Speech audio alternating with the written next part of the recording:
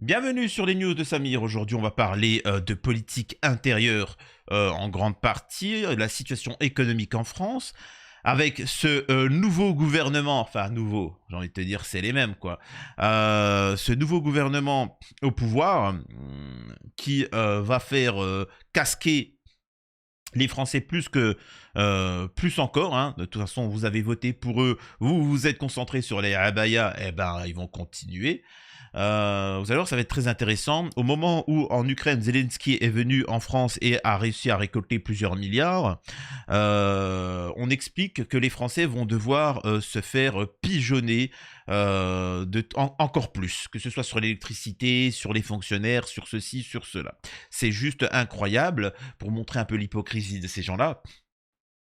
Bien évidemment que c'est de la trahison hein, envers les Français, mais bon, j'ai envie de te dire, vous continuez à voter pour ces gens-là, donc voilà. Et on va aussi parler de l'Algérie parce que c'est en lien. Il faut bien que vous compreniez que suite à notre politique, comme en France, nos castes politico-médiatiques, certes, sont dirigées par des instances étrangères, mais ce sont des TikTokers, ce sont des Instagrammeuses, qui font des tweets et qui retweetent. Par exemple, vous avez pu récemment, comme des Instagrammeuses, faire des tweets sur l'Algérie. Ça veut taquiner l'Algérie, ça veut manquer de respect à l'Algérie. Vous allez me dire, oui, mais c'est pas grave. Non, quand tu es un homme politique, il y a des représailles après. Face à ces propos-là, vous avez voulu interdire le El Morjan. Il n'y a pas de souci, faites-vous plaisir. L'Algérie, vous avez voulu manquer de respect à l'Algérie. Et bien l'Algérie, économiquement, décide de répondre à ces sanctions et à ces intentions malsaines. En interdisant beaucoup d'importations comme le blé et les produits laitiers et tout plein d'autres choses. Ce que j'essaie de vous faire comprendre, c'est que vous avez une caste qui vous fait perdre des marchés partout, de par le monde, comme avec l'Iran, le fait qu'on importait énormément de voitures là-bas, avec l'Algérie, des choses comme ça. Tout ça parce qu'on a des tweetos, des mecs sur Twitter qui veulent jouer. Parce que c'est marrant, en France, ils aiment bien critiquer l'Algérie. Eh ben, vous allez déguster. Faut bien que vous compreniez, vous, Français, pourquoi la situation va mal. C'est parce que vos enfants font des tweets sur l'Algérie. Et le problème, c'est que ces enfants, certains ont grandi et qui sont arrivés dans les médias et dans la politique. Hashtag Bardella et compagnie. Et ben voilà, c'est pour ça qu'on en subit les conséquences. Il n'y a aucune diplomatie, il n'y a aucune stratégie, il n'y a rien, c'est des TikTokers. Bref, on va parler un peu de tout ça. On va parler de tout ça, on va réagir, mais avant ça, bien évidemment, je vous invite à vous abonner, laisser un petit commentaire, un like pour le référencement, me rejoindre sur les réseaux sociaux et sur mes chaînes secondaires.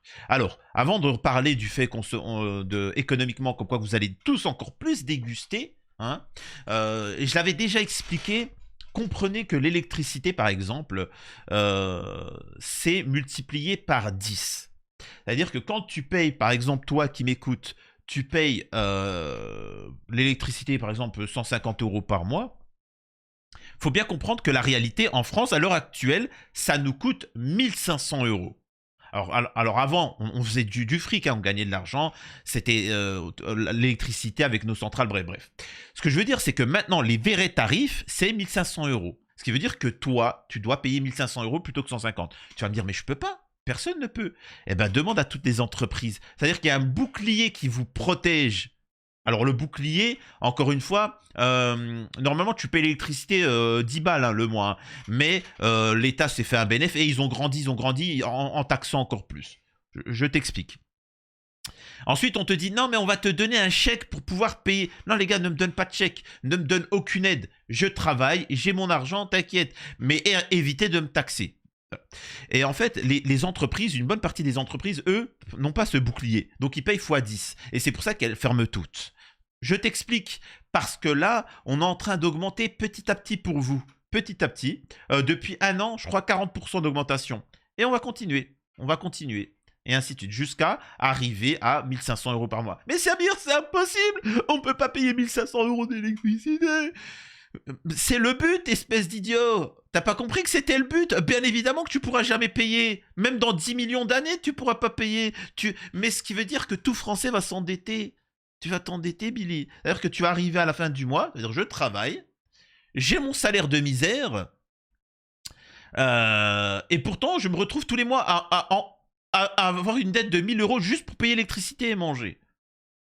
Et l'État, par gentillesse, par générosité et par ami Israël, on va te donner des bons alimentaires et des bons, et on sera magnanime, tu vois, on sera gentil. Et toi, tu vas dire merci l'État, alors que c'est l'État qui t'a mis dans cette situation. Vous comprenez, c'est quoi l'objectif?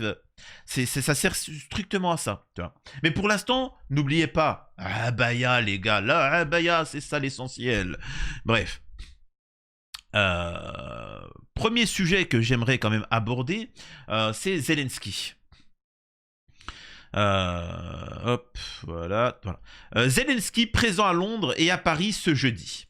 Le président français Macron a déclaré jeudi lors d'une visite à Paris que son homologue Zelensky, que la France avançait conformément à ses engagements, de son soutien militaire à l'Ukraine, dans son vilipendage face à la Russie, ajoutant qu'il s'agissait d'un modèle très unique de coopération.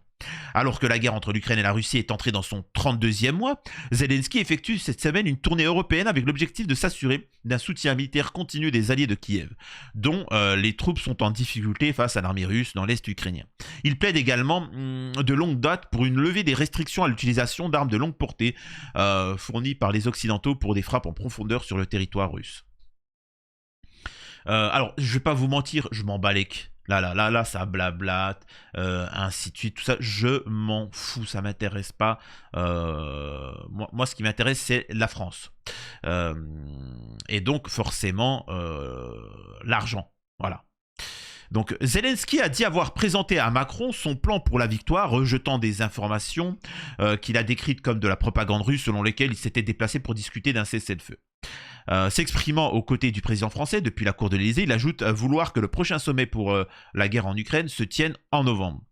Un plan sera sur la table au début du mois prochain, a déclaré le président ukrainien aux journalistes. Macron a réaffirmé pour sa part le soutien de la France à la résistance ukrainienne face à la guerre d'agression russe. C'était une étape importante de pouvoir échanger avec Zelensky sur les prochaines semaines et les prochains mois. Le travail à la fois militaire et diplomatique, a-t-il dit le président français. La France avance conformément à ses engagements d'un soutien militaire à l'Ukraine jusqu'à 3 milliards d'euros cette année-là. Donc voilà, en résumé, moi c'est ça que je voulais vous montrer, le reste on s'en fout. C'est qu'encore une fois, là, la France va débourser 3 milliards. Avec tout ce qui a été envoyé, tu vois. Donc 3 milliards en plus pour l'Ukraine. Des milliards pour Amisraël, hein, des milliards, et ainsi de suite. Et vous vous posez la question de savoir où va votre argent. Où va votre argent, sachant que vous êtes le pays le plus taxé au monde et vous avez les services les plus pourris au monde. Comprenez-le bien, vous avez les services, vous avez la police la plus pourrie de l'histoire de l'humanité. Quand je dis pourri, je ne parle pas des forces de l'ordre, je ne parle pas des personnes, hein. Je parle au niveau nombre par habitant, etc. Par exemple, tu prends en Allemagne, en Suède, etc. Il y a 4 fois plus de juges. Il y a 4 fois plus de juges là-bas. Dans certains pays, tu as 5 fois plus de policiers.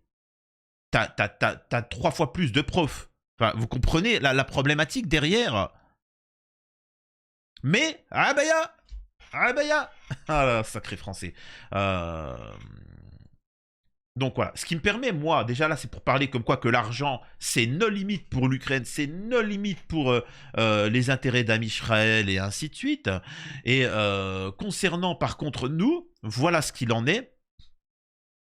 Écoutons ses propos par rapport au fait de ce que vous allez déguster, tout simplement. Voilà. Donc on va regarder 2 vidéos pour parler. En fait, tout est lié. Amisraël, l'Ukraine, la situation en France, le fait qu'il y a la corruption dans nos élites politico-médiatiques et l'Algérie. Voilà, tout est lié, je vous assure que tout est lié. Et tout ça pour vous dire qu'en fait, ces gens qui sont en France ne pensent pas à l'intérêt français. Ils pensent à l'intérêt étranger. Mais bon, écoutez ça. Qui va payer quoi? Concrètement, ça donne quoi pour ceux qui nous regardent ce matin? Alors Maxime, on va commencer avec un couple avec 2 enfants qui vit à la campagne. Vous allez voir, regardez, on a pris plusieurs exemples. Sur leur facture d'électricité, plus 175 € par an s'ils consomment 4,5 MWh par an, car ils sont abonnés à une offre à prix fixe. On imagine qu'ils comptent changer de voiture. Ils aimeraient acheter une Renault Captur. Selon le site Mobiliance, eh bien, le montant moyen du malus est actuellement de 351 €. Il passerait à 653 € en 2025. S'ils prennent une voiture électrique, s'ils achètent par exemple une Peugeot 208 électrique, ils auront moins de bonus. Leurs enfants vont à l'école, ils pourraient se retrouver sans professeur en classe, moins 4000 professeurs au total. On va espérer qu'il y aura quand même Il y aura des remplacements. des profs dans Voilà. les classes. Mais effectivement, il y a 4000 enseignants en Dans le moins. pire des cas, exactement. Autre cas, un couple de retraités. Il faudra qu'ils attendent juillet 2025 pour voir leur retraite revalorisée. S'ils doivent aller chez le médecin, ils seront... Donc, on est en train de t'expliquer que les factures d'électricité et de gaz, ça va augmenter de 20%. Mais au total, c'est 40%. Et en fait, ça augmente. On est en train de te dire que il y aura moins de fonctionnaires, moins 4000 profs, etc. Sachant qu'il y a des problèmes avec les profs. On a bien vu que la situation avec les profs. Vous comprenez pourquoi on a mis en avant ces problématiques de abaya? Parce que le français ne peut pas s'en empêcher. 40 ans qu'il a bouffé du hijab et que sa situation économique s'est effondrée. Et maintenant, ils ont dit pendant 40 ans, vous allez bouffer de la abaya. Quand est-ce que dans 40 ans, ils vont se rendre compte que la abaya, c'est une robe? Et tu ne peux pas. Tu discutes avec un Français, tu lui dis la abaya, c'est une robe. Il ne comprend pas. C'est-à-dire qu'il est là, il ne comprend pas. Et tu as beau lui dire, oui, d'accord, c'est une chose. Mais ça t'est interdit, oui ou non? Oui. Eh ben c'est bon, on passe à autre chose. Continue, le mec, continue. Il continue. Tu lui dis, mais par contre, tu te rends compte que économiquement, tu te fais pigeonner? Sacré agriculteur. Les agriculteurs aussi, ils en prennent plein le huc et ils continuent à voter pour l'extrême droite. Qu'est-ce qu'ils sont teubés. Donc ça, c'est du concret, ça. Seront moins bien remboursés par la sécurité sociale. La mutuelle prendra le relais avec une prise en charge de 12 € au lieu de 9 € et donc ça pourrait leur coûter plus cher. Dernier cas, un couple de Parisiens sans enfants à la tête de leur start-up. Ils gagnent plus de 500 000 € par an, donc ils seront imposés à un taux minimal de 20% de tous leurs revenus. Au travail, ils devront payer davantage de cotisations patronales et puis également leur voyage qui pourront... Alors, pour vous, ça peut paraître beaucoup. Quoi, 500 000 balles par an?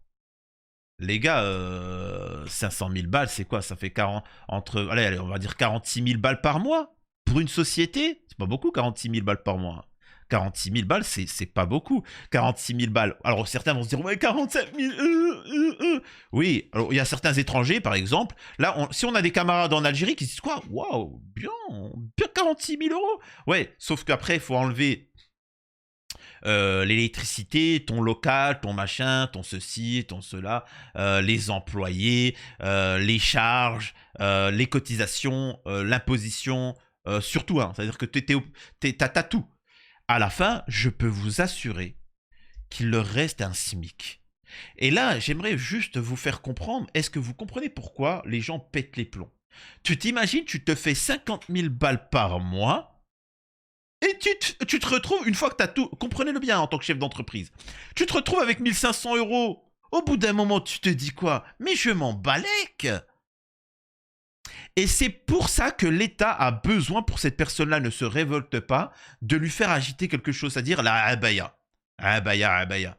Voilà. Il se pose pas la question, pour lui c'est normal. C'est-à-dire que il trouve que c'est un peu trop. Ce que tu as sué de ton front, ils le suceront jusqu'au fond. Faut bien comprendre. Tant que vous comprenez pas, ben ils continueront. C'est tout, c'est aussi simple que ça. Écoutez, les médias qui essayent de vous faire avaler la pilule. Emmanuel, on continue de passer en revue les gagnants et les perdants de ce budget. Il y a d'abord ceux qui pensaient passer à la caisse et qui ne sont pas déçus. Oui, ce qui est formidable avec le budget, c'est que en fait, vous pouvez le découper dans tous les sens pour voir qui sont les gagnants et les perdants. Alors, ça peut être les ministères qui gagnent, qui perdent, ça peut être les secteurs économiques, l'immobilier, l'agriculture. Et là, effectivement, c'est intéressant aussi de regarder par type de catégorie sociale. Et par contre, et c'est ça le truc marrant dans la vidéo, ça serait quand même étonnant qu'on donne plus d'argent aux parasites. Ça serait quand même étonnant. Et quand je dis parasites, je parle pas des abayas. Hein. Parce qu'il faut savoir qu'en France, par contre, les ministres, les députés, tout ce qui est lié à l'État, ils vont s'augmenter. Ils vont se mettre bien. Il y aura plus de budget. Il y aura plus de budget au niveau de la cantoche et ainsi de suite. C'est-à-dire que eux n'arrêtent pas de s'augmenter sans pitié, tu vois. Alors que les mecs, ils ont des 20 000 balles par mois. À ne rien faire, des retraites à 10 000 balles. Ils payent, faut savoir, hein, là je m'adresse à l'étranger, tu vois. Pour que vous compreniez un petit peu c'est quoi la France. Nous, je sais pas comment ça se passe vous. S'il y en a qui vivent à l'étranger, vos ministres, vos députés, il y a un métier comme quoi il sert à prendre de parapluie quand il pleut et pour pas que, juste pour que le mec il porte pas le parapluie. En France ça existe. Et après, on nous dit qu'il faut faire des coupures sur la santé et ainsi de suite. C'est quand même fou, quoi. Il y a une bonne vidéo qui permet de faire la comparaison. Nous avons ici des citoyens français à droite et nous avons nos élites à gauche qui nous disent de faire des efforts. Hop, attendez, il y a du son, je coupe. Voilà. Ça se passe de commentaires. Donc voilà. À droite, chaîne alimentaire pour pouvoir se nourrir en France. Tu vois. Et à gauche... 8 personnes pour nourrir, c'est... Je vais rester vulgaire. Je vais rester vulgaire. Je vais rester poli. Voilà. Tu vois, ça se fait plaisir, tu vois. Vive la France. Ah là là. Voilà. C'est quand même dingue. Hein. C'est quand même magnifique, la France. Hein. C'est beau, hein. Nous avons aussi une autre information qui est sortie, que j'aimerais vous mettre en avant. C'est assez rapide, hein. Laurent Wauquiez s'est offert avec l'argent public un repas pour 6 personnes à 5 000 € avec des journalistes de Valeurs Actuelles. La région conteste montant et évoque une facture inférieure à 2 000 balles. Alors, c'est 5 000 balles. Donc voilà. Donc pendant qu'ils sont en train de se taper s'empiffrer pour, avec Valeurs Actuelles, ensuite expliquer que le problème, c'est l'Algérie... Ça se fait des repas gargantuesques à 5 000 €. Oh, tu fais quoi avec 5 000 balles? Oh, y a quoi dans ton assiette, frère? Oh. Donc voilà ce qu'il en est. C'est qu'on vous vole. Et toute la caste politico-médiatique derrière doit faire en sorte que vous regardiez ailleurs. Vraiment, c'est l'essentiel. C'est que vous regardiez ailleurs. Et derrière, bien évidemment... Comme ce sont des influenceurs, on peut voir que on tombe sur l'Algérie à tout bout de champ. Là, on dit les bénéficiaires de l'aide. On nous met l'Algérie. L'Algérie n'est pas dans le truc, mais on nous met premier. On fait exprès. En fait, c'est de la manipulation Côte d'Ivoire avec le drapeau algérien, etc. Tout ça, c'est fait exprès. C'est-à-dire que ça veut taquiner. On l'a bien vu avec Sarah Knafo, avec les trucs comme ça. Mais sauf que derrière, il y a des conséquences. En effet, l'Algérie a décidé de ne plus se fournir en blé en France. Donc économiquement, comprenez-le bien, vous allez morfler, ça va être difficile. Bref. Si on s'en tient à ce qui est dit, les exportateurs français n'ont pas de raison de s'inquiéter. L'Algérie n'a jamais déclaré officiellement qu'elle ne voulait plus se fournir en blé venant de France. Mais dans les faits, c'est une autre histoire. Le dernier appel d'offres émis par l'Algérie en début de semaine pour un achat de 50 000 tonnes de blé n'est pas arrivé sur le bureau des opérateurs de l'Hexagone alors qu'ils sont d'ordinaire tenus informés. Alors là, par ce texte, par ce paragraphe, ce qu'il est en train de dire, c'est que l'Algérie n'a pas fait de TikTok, n'a pas fait de buzz. C'est-à-dire qu'ils n'ont pas dit qu'ils allaient boycotter la France. Ils n'ont rien dit, c'est juste que quand, par exemple, il y a des appels d'offres, c'est-à-dire qu'on a besoin de 50 000 tonnes de blé. D'habitude, c'est toujours la France qui l'a, mais là, ils ont envoyé des demandes. Qui a ça? Mais ils ont boycotté la France. C'est-à-dire qu'ils l'ont fait, ils n'ont pas parlé. Et la problématique, c'est que les agriculteurs français vont morfler. Là, tu as des producteurs de lait français, des paysans, tout ce que tu veux français, qui vont déguster à cause d'un tweet de Sarah Knafo. Et le manque de respect que vous avez pu voir dans les médias récemment. Ce manque de respect, il avait pour but de faire quoi? De soutenir Am Israël. Parce que c'était pas dans l'intérêt des Français. On est bien d'accord qu'en France, qu'est-ce qu'on s'en fout du El Morjan? Qu'est-ce qu'on s'en fout de tout ça? Et ainsi de suite. C'est-à-dire qu'il y a eu des mensonges faits sur l'Algérie. Enfin, vous voyez un petit peu ce qu'il en est. Et ça, c'est intéressant. Et comprenez-le bien, c'est que à vouloir boycotter nos intérêts, c'est pour ça que je vous dis que Mélenchon ou par exemple l'autre, il n'est pas en politique maintenant, mais l'ancien Premier ministre de Villepin, ne croyez pas qu'il pense à Gaza ou l'Algérie ou je sais pas quoi. Il pense d'abord aux intérêts français. Quand De Villepin il s'exprime, il te dit il faut d'abord penser aux intérêts français. Ce que ne font pas les autres. Les autres pensent, comme ils le disent si bien, le matin quand je me réveille, je pense d'abord aux intérêts d'Amisraël. C'est fou quoi. Donc voilà, je voulais faire cette petite vidéo pour un peu faire un récap sur la situation économique en France. Et c'est dramatique. Voilà. Dites-moi ce que vous en pensez. À la prochaine sur les news de Samir.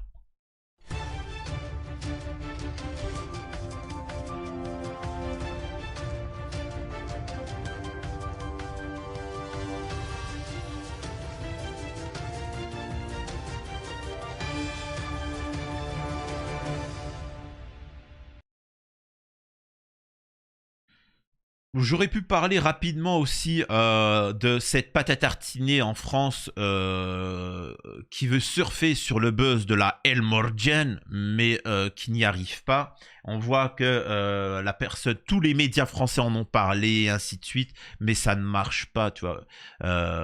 Et c'est pour montrer à quel point... en fait, ce que je veux dire par là, j'aurais dû le dire ça en vidéo, mais nous avons la France... l'industrie française qui essaye de copier de la pâte à tartiner El Morjan. Je le rappelle, c'est pathétique. Quand est-ce qu'on va copier l'Algérie sur la création des médicaments? C'est-à-dire sur l'insuline, sur ceci ou cela. Quand est-ce qu'on va copier leur industrie? Quand est-ce qu'on va copier des choses concrètement qui cartonnent et qui fonctionnent et qui se développent? Pourquoi on copie de la pâte à tartiner, quoi? C'est vous dire à quel point on est devenu pathétique. À la prochaine.